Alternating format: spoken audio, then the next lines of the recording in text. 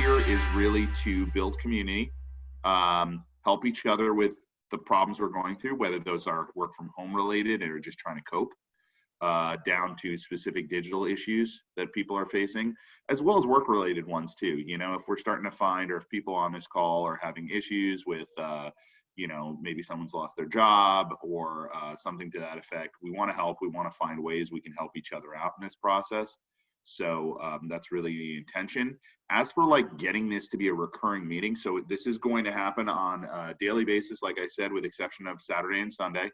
Pat and I are going to get that reprieve for now, until this becomes like a 24-hour news network. No, God forbid.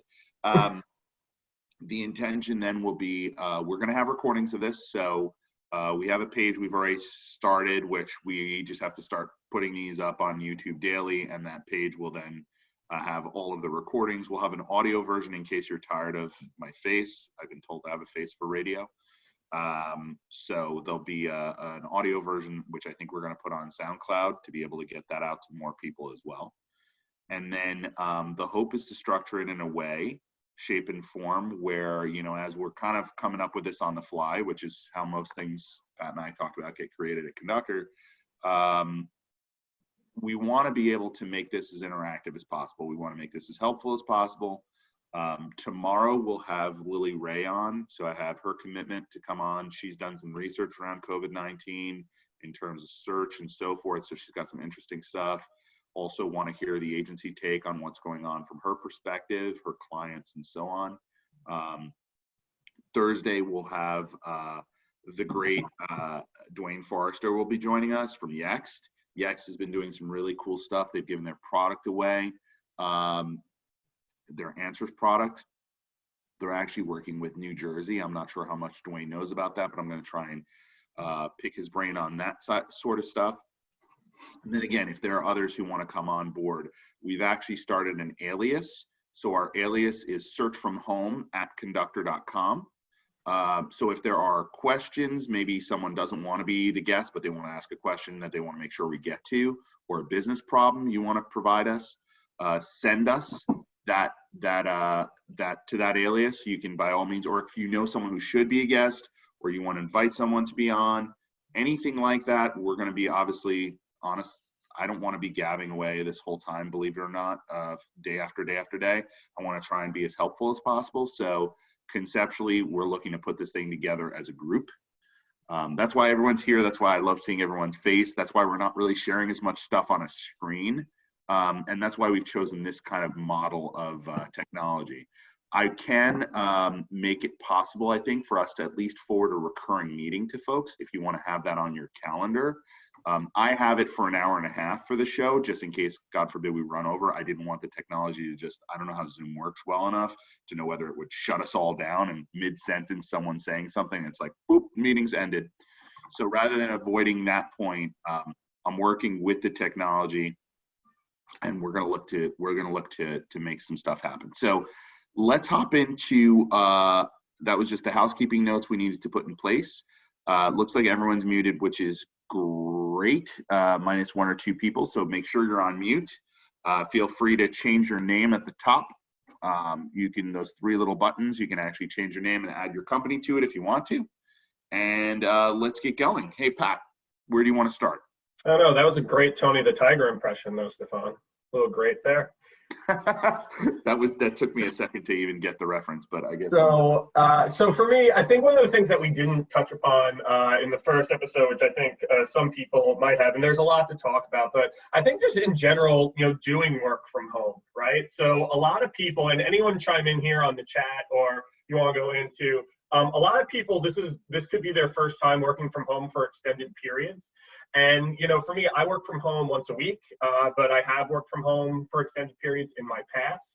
And I think that is something that's kind of, you know, that it's a huge challenge for a lot of folks because, number one, you're not in office, you're not feeling the vibe, you're not feeling everyone talking. Number two, there's probably more distractions at home. You know, for me personally, I have my two children here. You know, Jameson's 7. He's easy. He's like an old man in a 7-year-old's body. So he just goes and reads the newspaper downstairs.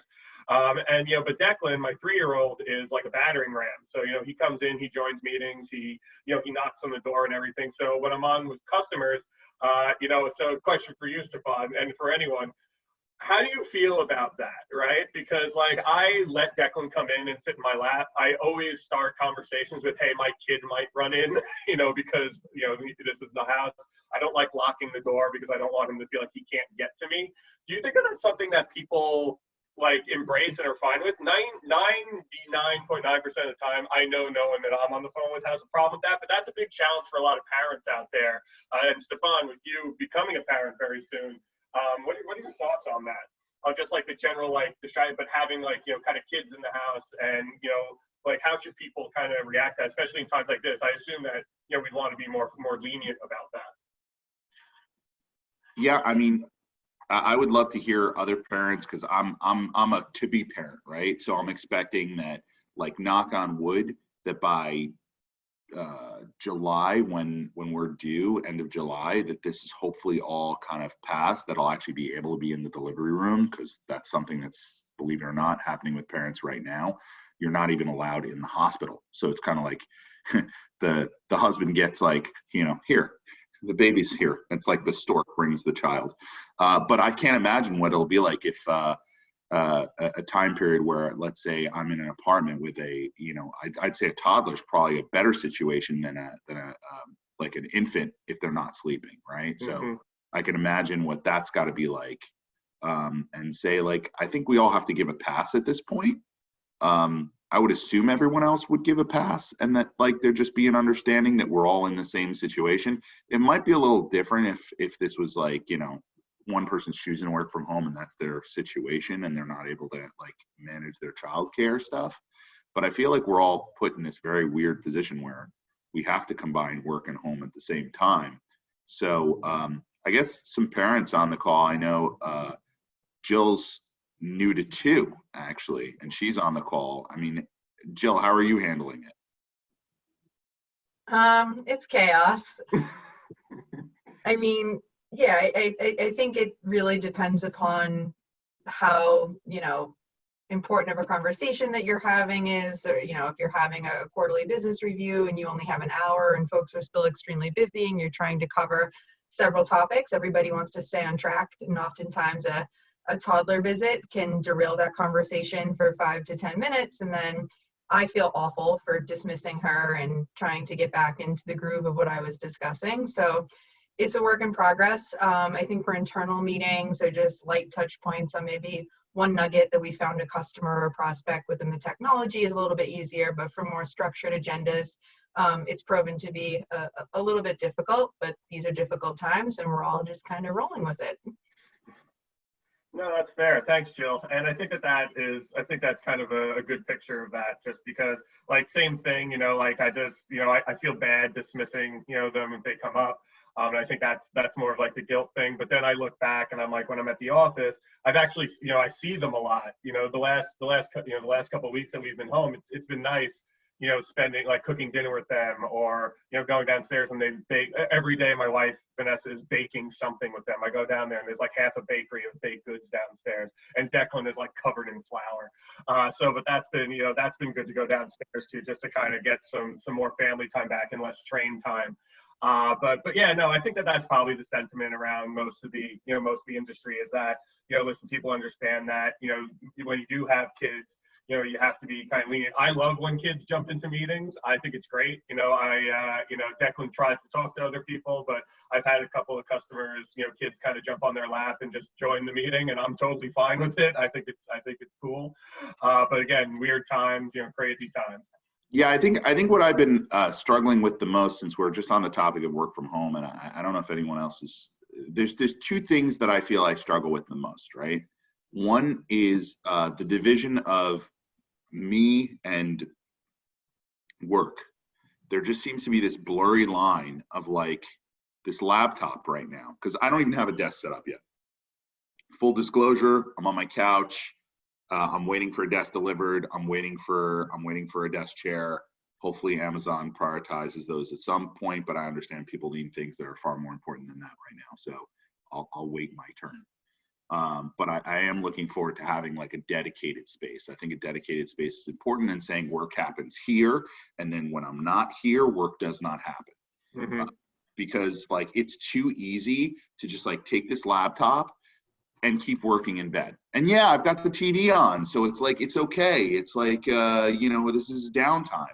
But it's not really downtime, right? I'm still working, I'm still doing stuff. And so I feel the other part that I'm struggling with, and just to be frank, is a sense of guilt. Like, how do I get it all done? There's so much to get done right now, and there's so much, and it feels like it's more important to the business than ever, in that, like, we don't know where this is all going. We don't know where the economy is going. There's so many things we don't know at this point, that you feel like every action that you're not taking is almost like detrimental to your business. Like, the more I put in right now, the more I could be helping my business, the more I could be ensuring my future, the future of my family, the future of everyone else around me.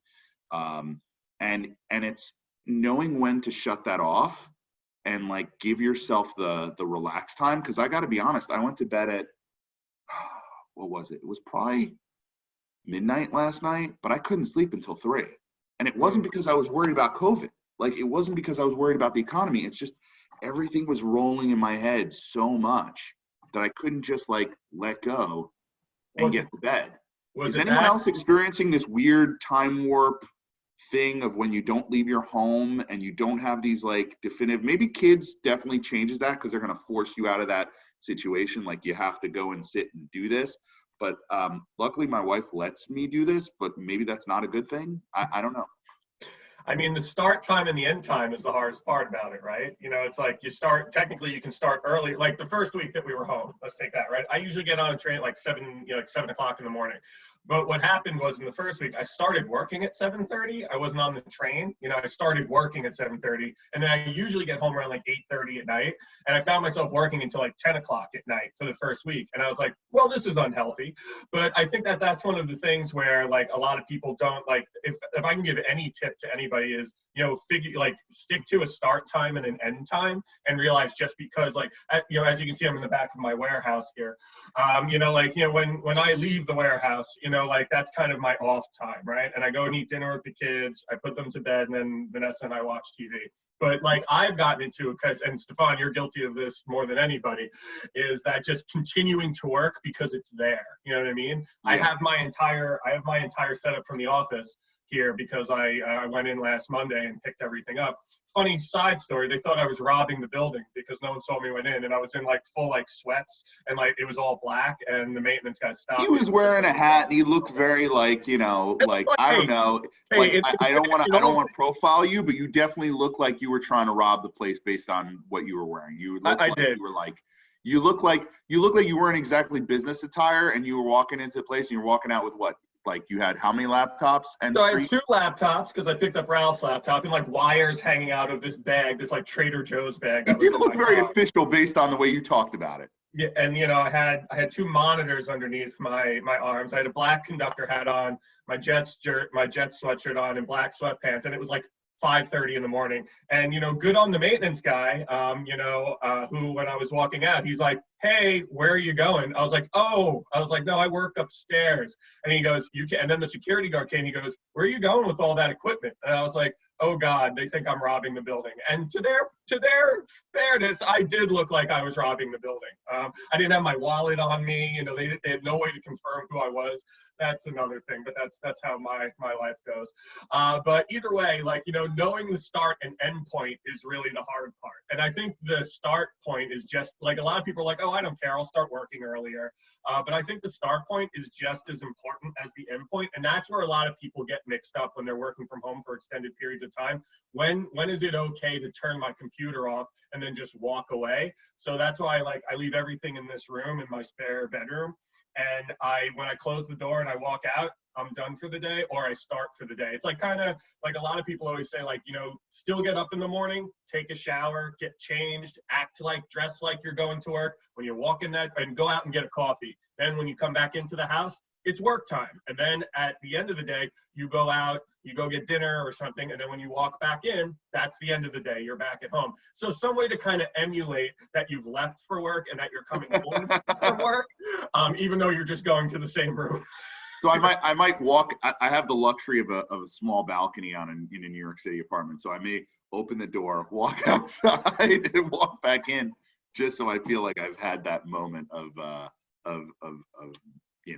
break, I guess. Go upstairs to Baruch's apartment.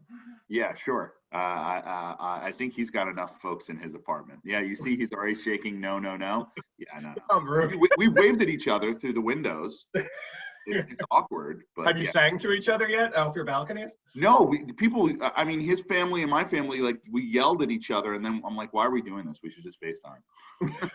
They're probably thinking like there's something wrong with us. So let's just all go back inside. FaceTime.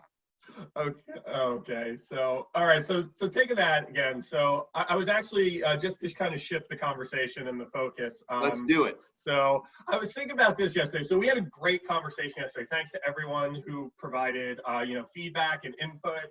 Sent articles to me. Michael, thank you for texting me a bunch of stuff last night and this morning. Very much appreciated. I guess like from a search standpoint. So let's start talking about like actual work, right?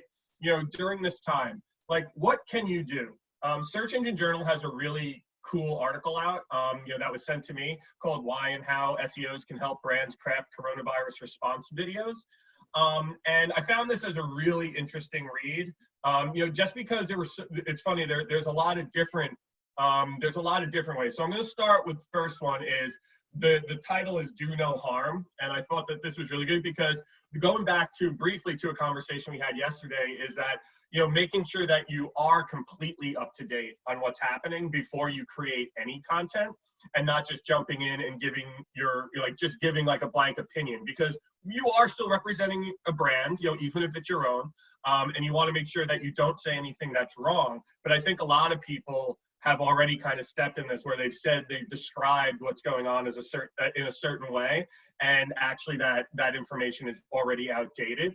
And kind of like doing your research first, of course, before you do anything. Going to the World Health Organization site, just making sure and just being really careful about the points that you're making, because again, like you don't want to seem like you're capitalizing on this, but you do want to help people, which gets into the next point. What do you think about that, Stephan? Yeah, I mean, this is as much a marketing exercise in regards to how we all deal with it as it is a PR crisis communication. And I actually think that,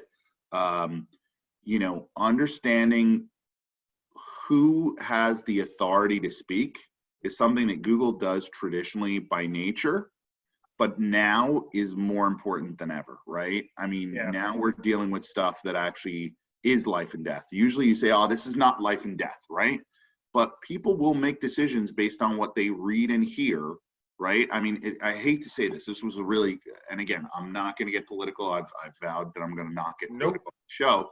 But like there has been some misunderstandings of things where people are hearing like, hey, this is a promising drug. I don't know if anyone heard about this story. 2 people in, I think it was Arizona, actually consumed a product that is similar in name. Chloroquine something, forgot the exact thing. It actually ends up being something that they were using to get giving to sick fish, but ultimately it sounded just like what they'd heard on the news, which was, this is a very promising drug. We think this will be. So the messaging of whoever, whether it's the president of the United States, whether it's the governor, whether it's a company, right, has implications right now. People will do things according to what they hear. And what ended up happening was one man, unfortunately, so him and his wife consumed this product, which is not meant for human consumption, was not the medicine that they intended. One of them passed away and the other one's in critical condition. So it's unfortunate to hear these kinds of stories, but we have to realize that as caretakers of our brand and our messaging, what we tell people, whether it's, about dogs, right? You think of the veterinary folks. They need to make sure it's the most authoritative source answering the questions. You don't want to be answering questions if you're not the authority right now, nor should you want to be showing up for those things either. So I think it's towing that right line between understanding where your role is and not trying to capitalize it from a pure revenue perspective, but knowing when it's safe and where it's safe to play a role in that marketing conversation around, no one is going to be killed or harmed by helping someone set up a better work from home situation, right? And Yeah. so I think a lot of people could help me right now in my situation, whether it's mental health, whether it's furniture companies, whether it's they can get involved in the conversation and establish that and become authorities in my life and brands that I can remember that I counted on in a time that was very difficult. Yeah. No, and that's fair, and I think that's what everyone's trying to do, right? And the different types of mediums that you can do. Like I always think, like I've said, even said yesterday, that I think video is extremely important right now, to engage with people. And I think it comes back to that kind of isolation feeling, that a lot of people are probably experiencing. It's like, I'm home, if I, let's say you live alone and you're like, hey, listen, I'm not used to working from home. I go to the office, I see people every day. And that's why, like, creating written content is great, but I think creating video content might be even more important right now. Of course, you want to do, you want to transcribe it and all that good stuff. But even here, like, it's looking at like using video to show and tell is another one of the points in this article. And like there are examples like Gordon Ramsay showing how to wash your hands properly, right? And basically he shoots to being an authority in that particular thing, just because he's in there, but he's show and telling it. And I think things like that. So we've been kicking around this thing at Conductor for a couple of months now. Instead of just like, so think about like all the emails we all get every day, right? We are all going through emails, and we like and maybe to respond to that email, like say a customer emails us and they're like, hey, we want, can you do this analysis, XYZ. And it takes us 30, 40 minutes to craft the response because we're going through the analysis, we're explaining everything and things of that nature. And we've actually started to test out using videos as responses instead, with the screen showing. And just because, and it's not because it just takes us less time, because it does. It's more about showing what we're doing and explaining the nuances, because there are nuances that are lost in email. There's tone that's lost in email.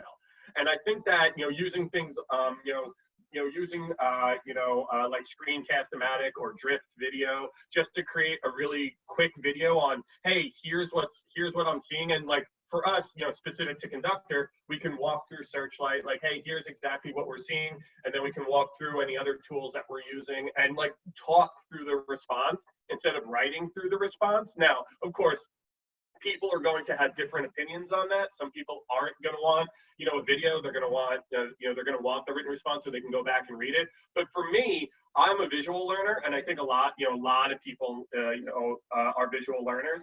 And I would prefer someone to send me a video walking through what the answer is, and to always have that video to refer back to, so that I don't have to ask again. Or, just so I'm really clear in the response, or I can forward it over to somebody and say, hey, look at this, like, this 5-minute video, not even this 2-minute video that responds to this email. And instead of, it being another email that gets lost in the shuffle, because we all get hundreds of emails every day, I think that using video, even just to like respond to an email, especially today, is an interesting thought, just to kind of get that connection and get, put a face to a name. Maybe you've never met this person, maybe you've only seen their picture on LinkedIn. But Drift is really cool because it's just a Chrome plugin, and it puts a little circle like on the like right down here, and then it's just your face talking with your screen behind you, and it just kind of gives a little bit more of a personal feel to a response. And I think with what we're going through right now, that's really important. Yeah, I love that. You said Drift? Yeah, Drift video. It's something I've been using for the last couple of weeks. It works really well. Like I said, it's just a plugin. If anyone wants to try it out, but we've been starting to respond to emails and requests that way to see, if people like the response better. But every time I've gotten a video response from someone, because this is not, a new idea or anything like that. But I've always enjoyed the video better, just because you can hear someone talking, you can hear the nuances in their voice, you can see. Yeah, you see the inflection on their face. It's more, you can tell how genuine someone is when they speak to you directly. I mean, there's something about that. There's something about human interaction that really matters. I actually think it parlays kind of well into another point, unless, well, how many more points do you want to make on that article? Are there more to go through? Oh yeah, no, there's a bunch, but we can keep on. A lot of it's mostly about video, just about the different types of videos you can make. Let's share, if you don't mind sharing in that. There you go. Okay, the article. Oh, I'm ahead of you already, but everyone in the chat. So the article is available in the chat. By all means, read up on that. One of the things I've been thinking about, and actually parlays kind of well into video too. I've been thinking a lot about internal search recently. So I think in a time and place where you don't have search volume and where things are happening as quickly as they are, I think going to your internal sources of data, and it was funny, as I couldn't sleep last night, I was thinking about how siloed we are with our customer data, right? I was thinking about, I'm tired of calling it a funnel, right? And this is where Seth's going to say I need to get a whiteboard because I keep doing these things with my fingers. So as soon as I get a desk and a chair, a whiteboard will be on my shopping list. So I actually think it's more like an hourglass, right? I think that we've been so captivated with this acquisition part, which is the funnel. And I'm not saying that most companies have gotten it right, because let's face it, most companies have not done early stage content very well. They didn't transition from being e-commerce to publisher to that world, right? That was something that some companies adopted really well. Look at an REI or others. They do great guides and things. I think their guide to the zombie apocalypse now might be more apropos than ever. But the concept of all these things, the acquisition funnel was always where the focus was. And like I mentioned yesterday, I think in a recession, I think dollars are more scarce. And I think that assuming that we definitely move into this recession world, irrespective of how fast we come back from this thing, we're going to be fighting for more dollars that exist out there, because there'll be less of them to go around. And frankly, understanding what happens post-acquisition is going to be fundamental to the business. Now, there are some businesses we know of, many of which I can't name, that are clients of ours and others, that literally only work on that. That's what they do. They constantly just focus on the post-acquisition and making sure that when people ask questions about their brand, they're showing up, right? They're big brands that other people could very easily jump in on. They're sold through resellers, especially if you're not, the only your product isn't being sold directly by you and you have resellers involved. All of a sudden, like a Nike or an Under Armour or someone else, they don't have full control over that, how the brand is talked about. It's talked about by many resellers, and there's going to be a lot of people competing on those branded terms. So getting a really good sense of what the heck is going on right now is fundamental in a few ways, I think. One, get your internal site search. It's something I've said for a long time, but now it's more important than ever, especially the size of your site. If you have a big site, oh my God, you essentially have your own search engine. The cool part is it'll probably strip out your own branded terms, so you'll see the way people are expressing their concerns, right? What are they actually asking in this time of need? What do we understand more about them, right? So that's one. Two, this is where the siloed thing that was keeping me up last night was kind of driving me nuts. Chat logs. Can we get access to them? Either chat logs that are happening on the bottom right in that little bubble. If you've got chat feature functionality, that's easier because I'm sure you can get excerpts or downloads, and I'm not sure how those chat products work well enough to know whether or not they give you sentiment analysis, common problems that are brought up, analysis of that sort of stuff. If you can get your hands on that sort of thing, and if anyone, by the way, knows on the call or has worked with chat logs, by all means, share that information, or raise your hand now, because I'd love to hear your points on this. And then I'd say call centers. What are the call centers hearing right now? What are the biggest concerns, right? And are you getting transcriptions and call logs from those types of things? Why? Because a lot of these questions can be answered and served prior to someone having to reach out. And I think people get frustrated having to, anyone who has to call a call center, there's levels of, of hell, so to speak, when you call into a place, right? There's the great one that's hey, we're really busy, but we'll call you back within X period of time. Give us your number and we'll call you. That to me is the greatest experience ever. I just pick up the phone again and I'm good to go, right? But there are levels of this that are anxiety building in individuals, and they create problems. People have problems they're looking to solve, and they don't want to spend their day, which by the way, they feel guilty about because now they're working from home. Am I supposed to call the insurance company? Am I supposed to do this, that? All of this stuff is taking away from the time that I'm supposed to be with my kids, that I'm supposed to be doing things for work. My boss doesn't know what I'm working on, so on and so forth.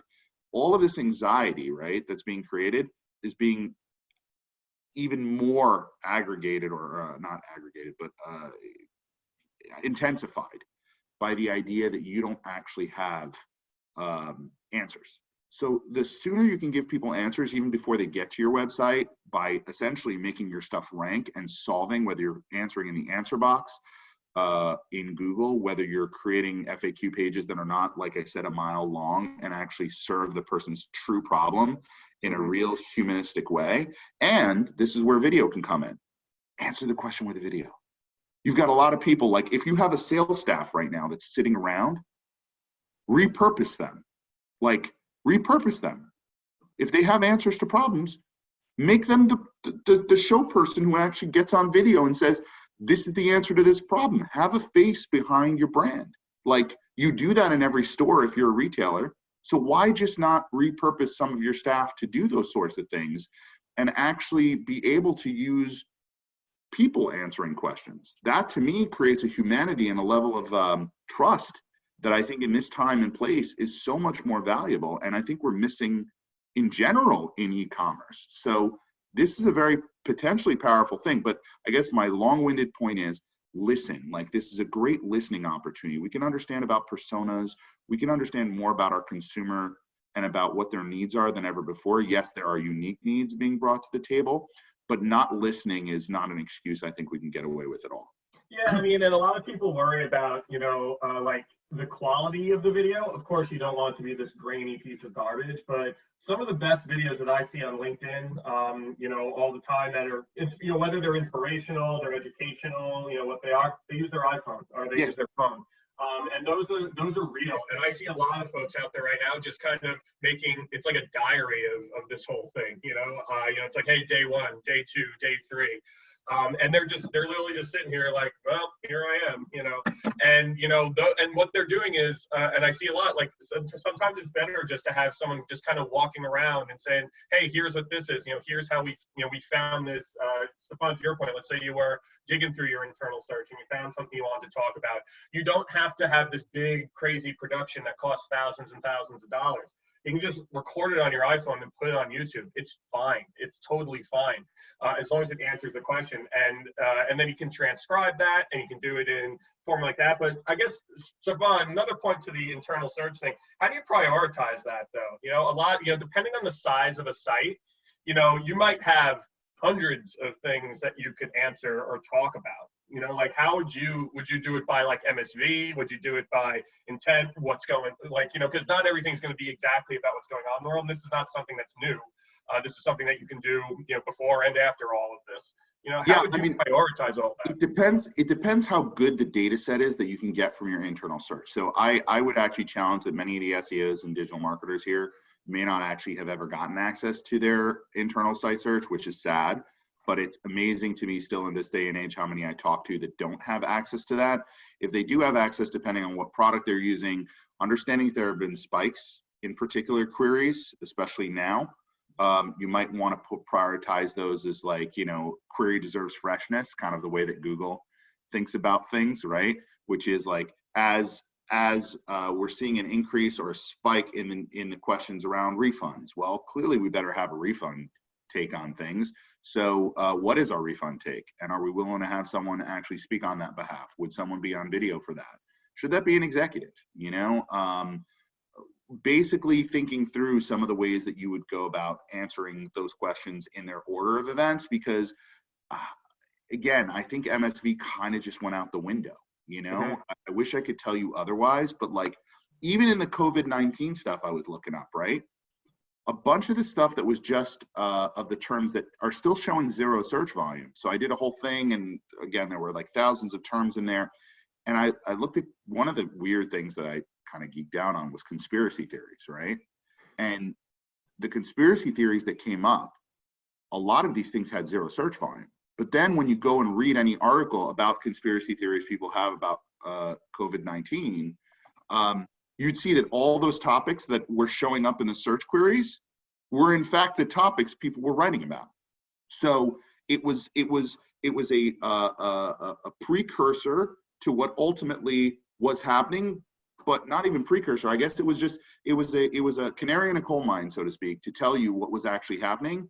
But you have to actually be willing to take the risk to say, oh, the search volume isn't there, but I still need to see what's what. Of course, I think to your point, Pat, if we're doing a cleanup exercise, like if your company has not done a good job of FAQ answering and doing this stuff, then yeah, I mean, start at the beginning, right? The stuff with brand plus problem, if you can find queries in search volume that has brand plus problem, you absolutely should be looking to solve that. If you also are finding problems in general out there that are non-branded and recognizing that probably people will convert that into brand plus that query, thinking through that and actually answering those questions as much as you possibly can, I think is fundamental.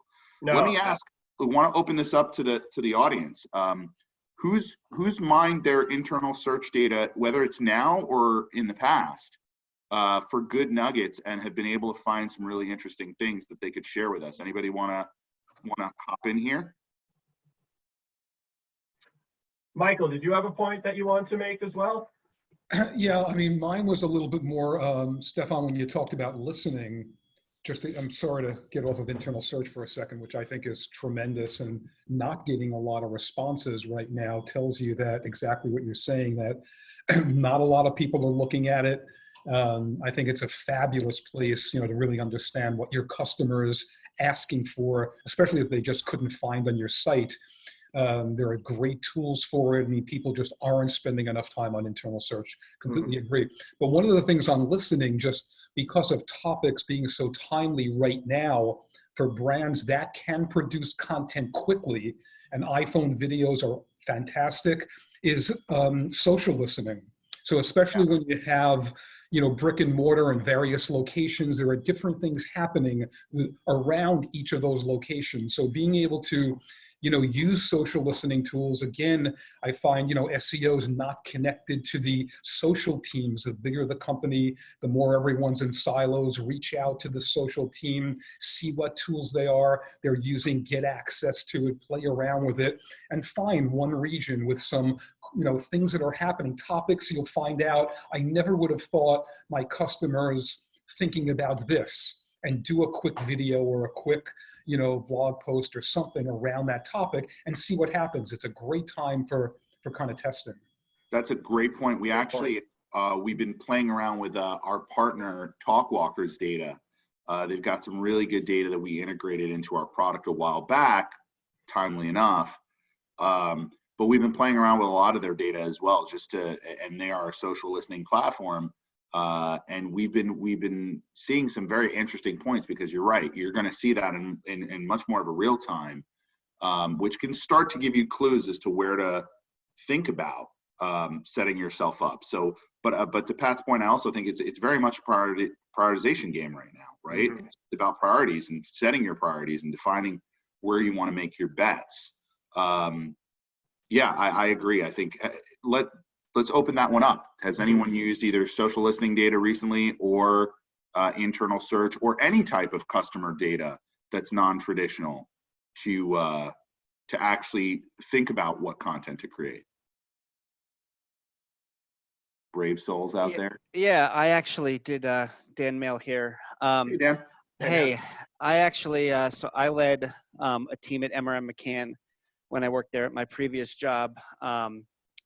Doing linguistics marketing was actually something that we created and developed that was basically helping clients use their unstructured data to help them solve business and marketing problems. And so, unstructured data is really just data that's not in the form of zeros and ones, right? But actually in the form of, that needs to be structured so that it can be analyzed. Sorry, there's someone, a little piano in the background, but right, so most unstructured data, 80% is actually about text, usually textual data. And so we would use things like call center transcripts, internal search data, chat data, but also we partnered with a tool called Quid, Some of you guys may have heard of it, which sort of analyzes in aggregate newspaper articles and publications out on the web to understand what journalists are talking about. And then we also had a few data scientists on our team that had skills in natural language processing, that if anyone has any tech people on their staff that particularly have some skills in NLP, the best source of data that we found for analysis is actually Reddit posts. Reddit posts and then other forums, which the social listening tools won't pick up on and are not sophisticated enough to actually analyze in a meaningful way. And so we had developed a number of algorithms to analyze posts in aggregate that were actually super valuable, talking about a certain topic. And so we used a lot of Reddit posts and other forums. And the last thing is Facebook groups. If you can go into Facebook groups, which social listening tools will also not be able to pull from, and you can manually copy and paste some of those and go through that qualitatively. That's also, we found that to be extremely helpful. That's great, Dan. Thanks for sharing that. Thanks, Dan. It's funny. I should have thought of Reddit. Only because what's been so weird, and I don't know if anyone else is noticing this recently, when I've been doing keyword research, I've been finding the appendage of Reddit to a lot of the keywords themselves in the queries. Like it's a nav search to find a subreddit of something plus Reddit. So it's kind of interesting that pops up. I'd say also Quora, like throw them into the mix as well. I also think Pinterest, especially with now this concept of experiential, right? We're all kind of going through something. Now I know the images aren't going to be as beautiful because, well, not everyone lives on a beautiful island with wonderful architecture to their home. But I think that, like, you know, I'm thinking of home offices. I'm thinking about a whole bunch of other things that are going to come up more and more now. And I think people are going to be much more visual in that regard and kind of put that out there. So maybe even sourcing some Pinterest data as well could be good. Yeah, I mean, you mentioned Quora too, and you know, Quora is something that you and I have been going back and forth on for a couple of years now. And you know, it's a great way for two things. It's a great way to kind of go out there and answer questions that have already been asked in a public forum.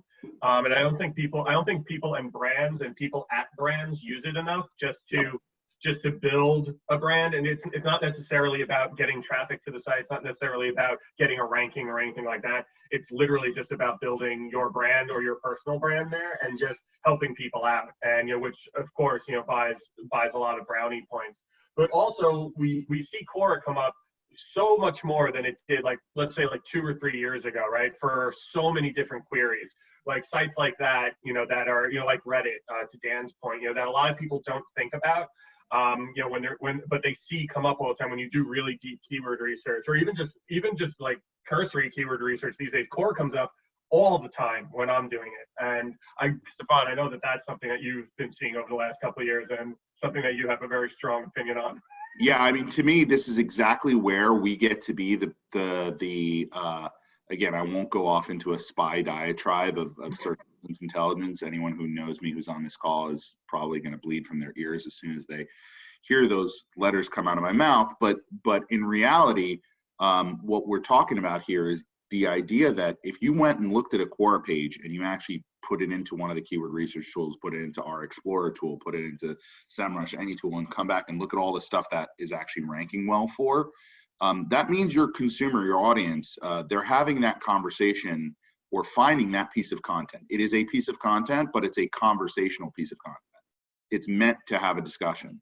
So that said, we really need to look at that and say, okay, that may not be my job as the SEO, but it's my job as the SEO to take that information and share that with my social team so they know that this is an opportunity for them.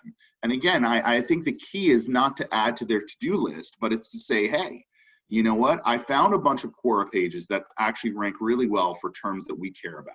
Now, we may or may not ever rank for these things, but there are clearly problems that people are looking for solutions for. Can we get in on the conversation here in a way that doesn't seem salesy? Can we help people? Can we solve for people? Can we be a part of that?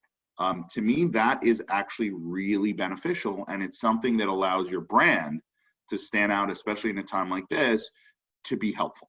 And I think that's what we really have to look to do right now, is find opportunities to hand people in our organizations who are skilled. There's this person who's in charge of social, and they're very skilled at that.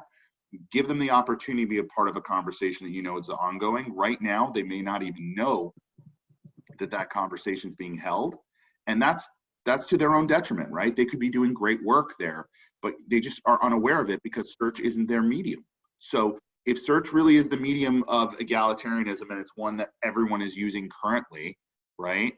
More than ever, in fact, at home, well, then let's make sure that what shows up is actually a part of the, you know, that we're the keepers of that information. And rather than seeing that as a ranking opportunity, we turn around and see that as a business opportunity to empower our marketing and hand it to someone who's capable in answering that. But that actually goes back to a point we may make every single day on this show, is that, you know, if, you know, that is the type of thing, like sharing data around the company, which a lot of people don't do because everyone has their job, everyone has their day to day. Now is the time to do that. You know, I mean, now is actually a unique time for people who are, you know, either career SEOs or are, you know, responsible for SEOs to take in that data and share it with the rest of the company who are open to new ideas where maybe before they weren't. You know, Stephan, you and I go into companies all the time, and, you know, we go and we help SEO teams, you know, try to break through that barrier and break through that wall of, well, search data is just for rankings. You know, like we hear that all the time, even in 2020. I hear all the time that it's just about rankings, and obviously we all know here that that is not true. But for the most part, a big part of that is this is a brilliant time actually to get a lot of data. A brilliant time to get a lot of data, you know, in and out to the rest of your company and start working with different teams. I was speaking with someone yesterday who, for the first time, they've been working at that company, an e-commerce company, for 6 years. It was the first time they had a sit down meeting, you know, virtually, with their paid search team.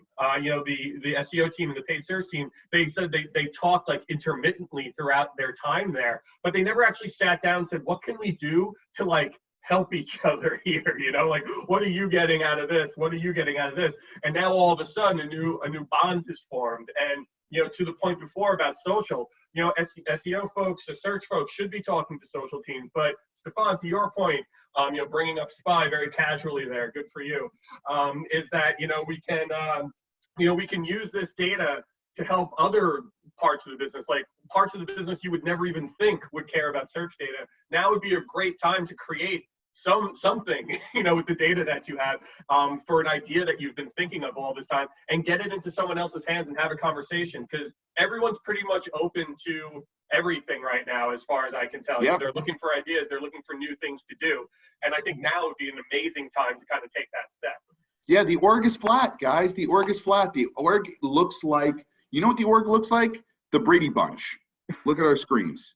Like, that's what the org looks like now, okay? So, like, yes, there are still hierarchies. Yes, there are still people that have titles. Yes, there are still personalities, and there are still politics. That did not kind of dilute itself with COVID-19. But there is the ability for a flattened organization that should be taken advantage of at this time, where the marketing message that you're trying to get through, or the ability for you to take data that's valuable to someone else in your organization, should no longer be siloed. This is not a time for people to silo data. This is a time for people to democratize data, to allow it to be accessible to all.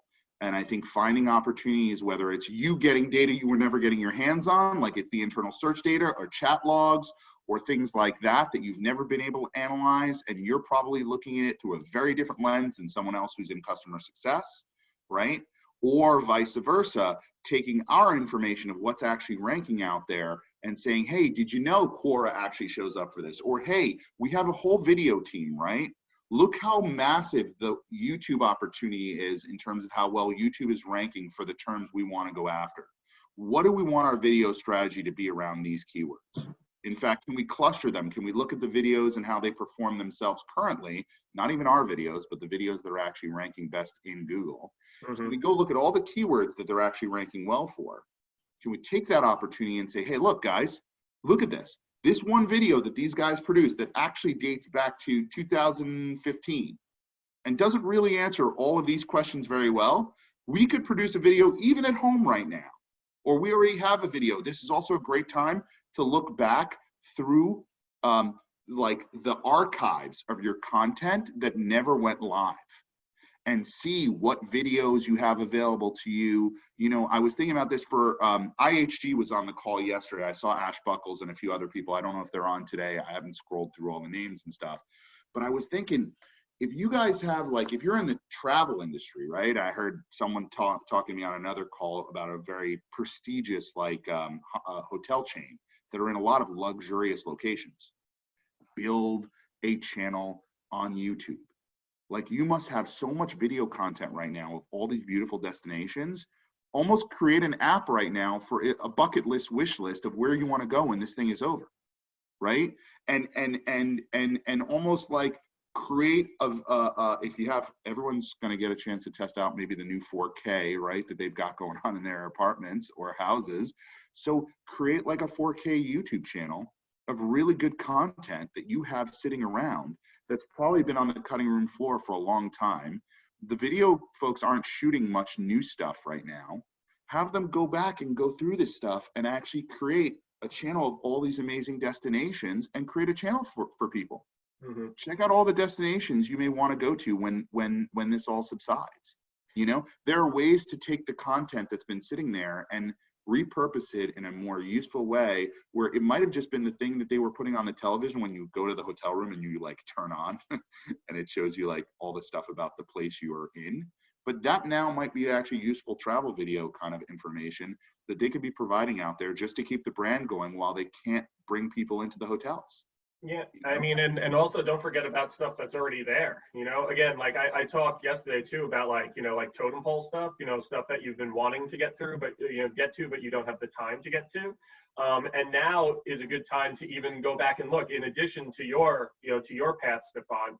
I think, also thinking about, going back and looking at what you already have and how you can make it better. Because listen, I know let's say on Conductor.com, you and I talk about going back and doing a lot of stuff on the site, but we just haven't had the time to in the longest of time. We have a bunch of people working on the site, but I know you and I want to go back and do a lot of the content that we've created over the years together and do something else with it.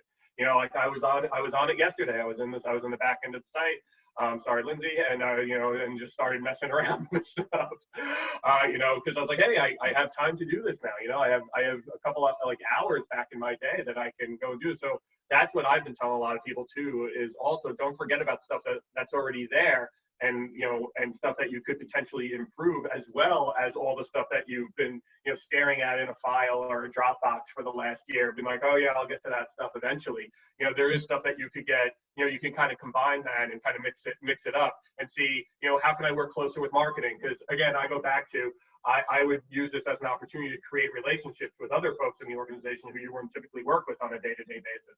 And I would use that to say, hey, how can I work closer with marketing? How can I work closer with sales? How can I work closer with, the executives? Or, can I send them something that might catch their eye during all of this? Like just doing some industry research or some trend analysis and things of that nature, and saying, hey, listen, I'd like to do this, after this is all over, or even right now, if it's pertinent to the time, I want to do this. What do you guys think? Can I have the green? Maybe you can get a green light on a project that you've had a red light on for quite some time.